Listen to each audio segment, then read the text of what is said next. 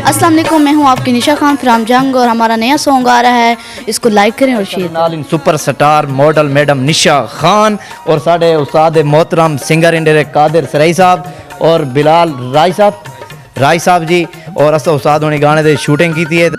ईद की आमद है और सराइकी सिंगर्स के गीतों की भरमार है। सराइकी सिंगर हो और ईद उल फितर पे इसके गीत ना आए तो मजा नहीं आता।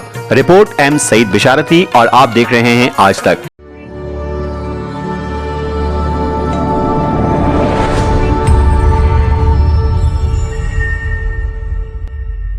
सराइकी टैलेंट में बखर अपना एक नाम और मकाम रखता है। बखर के जहां नए सिंगर्स मार्केट में अपने सॉन्ग्स देकर अपना नाम रोशन कर रहे हैं, इसी तरह बखर के मशहूर सराइकी शायर और सिंगर कादिर सहराई भी मार्केट में अपना न्यू सॉन्ग देकर अपने फैंस से दाद के ख्वाहिशमंद हैं। इन दिनों बखर की खूबसूरत लोकेशंस में सिंगर कादिर सहराई का गीत शूट हो रहा है। सेट पर मौजूद टीम से जानेंगे सॉन्ग्स की डिटेल और शूट के बारे में।